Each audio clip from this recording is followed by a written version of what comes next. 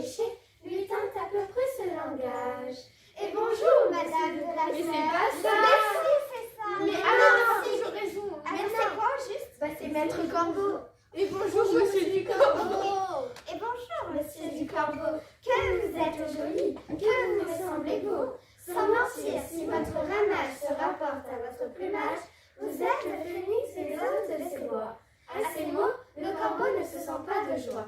Et pour montrer sa belle voix, il ouvre un large bec et laisse tomber sa proie. Le renard s'en saisit et dit: Mon bon monsieur, apprenez que tout flatteur vit au dépens de celui qui l'écoute. Cette leçon vous donne un fromage, sans doute. Le corbeau, honteux et confus. Mais c'est pas ça! Mais si! Mais non! Mais alors c'est quoi? Honteux et confus. Le corbeau, honteux et confus, jura mais un peu tard qu'on ne lui prendrait plus. Jean de La Fontaine. Bravo!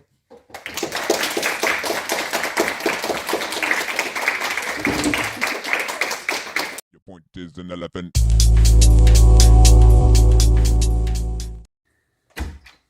Concert annulé? Ouais. Ok, bon, on maintenant. Allez.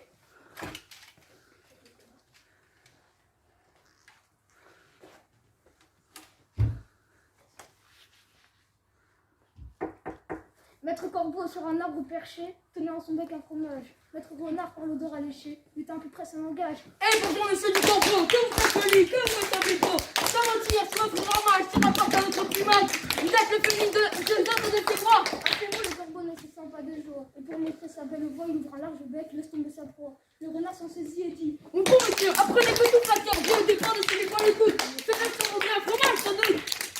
Le corbeau honteux et confus jura, mais un peu tard qu'on ne lui prendrait plus. Jean de La Fontaine.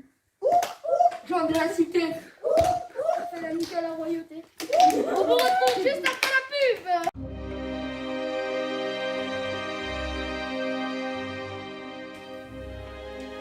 Corbeau le renard. Maître Corbeau sur un arbre perché, tenait en son bec un fromage. Maître Renard à l'odeur alléchée, lutin à peu près ce langage. Hey, bonjour maître du Corbeau. Que vous êtes joli, que vous me semblez beau.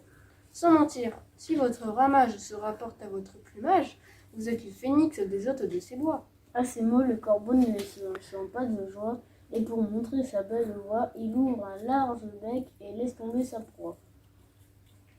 Le renard s'en saisit et dit: Mon bon monsieur, apprenez que tout flatteur vit aux dépens de celui qui l'écoute.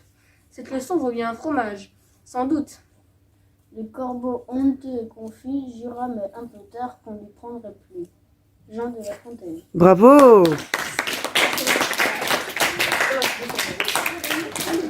King Kylian! Le King Kylian! Le King Kylian! Nous sommes sur un louvre à Dieu, nous allons vous présenter le King Kylian! Écoutez-moi les pauvres, aujourd'hui c'est la liberté. On nous fait un agneau qui buvait un cours d'eau et prétendit se couvrir d'un anti-froisonnant pour le dévorer. Aussi bien qu'il se tend lui-même en amont, l'accusa-t-il de troubler l'eau et de l'empêcher de boire. De l'empêcher de boire, de l'empêcher de boire.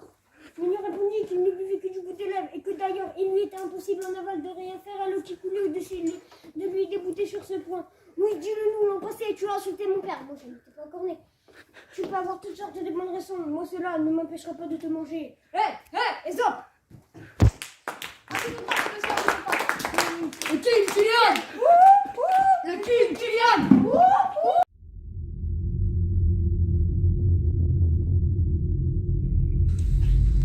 Je vais vous raconter l'histoire du corbeau et du renard. Maître Corbeau sur un arbre perché, tenait en son bec un fromage. Le renard, par l'odeur alléchée, est un peu pris ce langage. Et bonjour, monsieur du Corbeau. Que vous êtes joli, que vous me semblez beau. Sans mentir, si votre ramage se rapporte à votre plumage, vous êtes le phénix des hôtes de ces bois. À ces mots, le corbeau ne se sent pas de joie. Et pour montrer sa belle voix, il ouvre un large bec et laisse tomber sa proie. Le renard s'en saisit et il dit: Mon bon monsieur, venez que tout flatteur vit au dépens de celui qui l'écoute. Cette leçon vaut bien un fromage sans doute. et confus, j'ai ramené un peu tard quand je lui prendrai l'argent de la Vous êtes tous le corbeau. Bravo.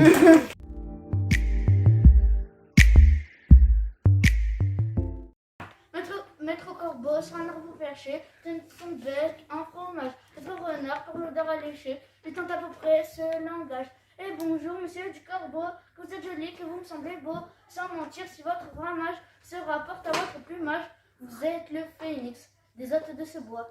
Vous êtes le phénix des hôtes de ce bois. À ces mots, le corbeau ne se sent pas de joie. Et pour montrer sa belle voix, il ouvre un large bec et laisse tomber sa proie. Et laisse tomber sa proie.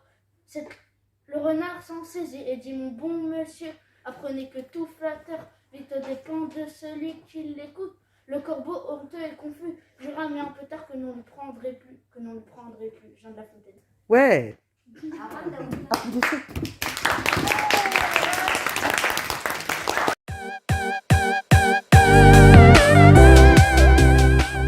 Ayant chanté tout l'été, se trouva fort dépourvu quand la bise fut venue. Pas un seul petit morceau de mouche ou de vermisseau. Elle alla crier famille chez la fourmi sa voisine, lui priant de lui prêter quelques grains pour subsister. Jusqu'à la saison nouvelle, je vais vous paierai, lui dit-elle, avant l'autre fois d'animal, l'intérêt principal. La fourmi n'est pas prête, c'est là ce moins de défauts. Que faisiez-vous autant chaud, dit à cette empreinte. Mais un jour à tout venant, je chantais, ne vous déplaise. Vous chantiez, j'en suis fort aise. Eh bien, dansez, dansez, dansez maintenant. Ouais. Sur un arbre perché, tenait dans son bec un fromage. Maître renard, par l'odeur alléchée, lui tint à peu près ce langage. Eh bonjour, monsieur du corbeau, que vous êtes joli, que vous me semblez beau. Sans mentir, si votre ramage se rapporte à votre plumage, vous êtes le phénix des hôtes de ces bois. À ces mots, le corbeau ne se sent pas de joie. Et pour montrer sa belle voix, il ouvre un large bec et laisse tomber sa proie. Le renard s'en saisit et dit: mon bon monsieur, apprenez que tout flatteur vit aux dépens de celui qui l'écoute. S'il le sent vaut bien fromage, sans doute. Le corbeau honteux et confus jura, mais un peu tard, qu'on ne l'y prendrait plus. Ouais.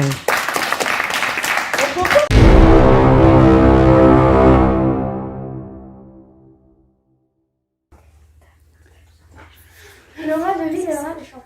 Autrefois le roi de Gilles invita le roi des champs d'une face à face civile, deux royaumes d'ortolans, sur un tapis de Turquie, le couvert se soit mis.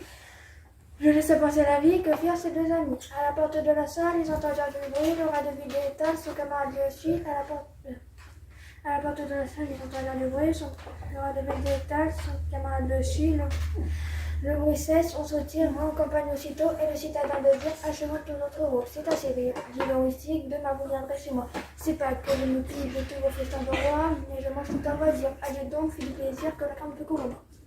Oui.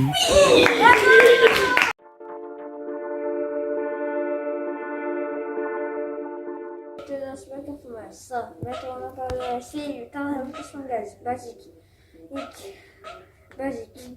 Basique. Hey, bonjour, monsieur le corbeau, que vous êtes usé, que vous êtes beau, sur un tissu de la main sur la porte de la place, de chez moi. Simple. Le corbeau, ouais, c'est mon pas joie. Il va dans ce bec, et qui laisse tomber sa proie. Basique. Et que le renard se saisit et dit: il apprend à monsieur que tout flatteur vit au dépend de celui qui l'écoute. Simple. Un petit corbeau un peu confus, lui je le ramène un peu tard, après on les prendrait plus. Basique.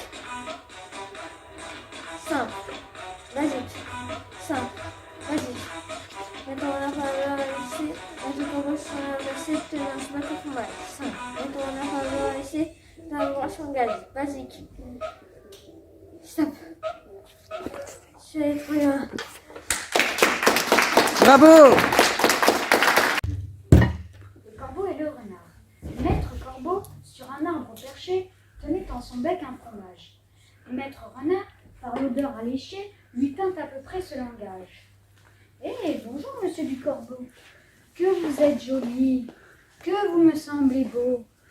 Sans mentir, si votre ramage se rapporte à votre plumage, vous êtes le phénix des hôtes de ces mots. À ces mots, le corbeau ne se sent pas de joie. Et pour montrer sa belle voix, il ouvre un large bec, laisse tomber sa proie.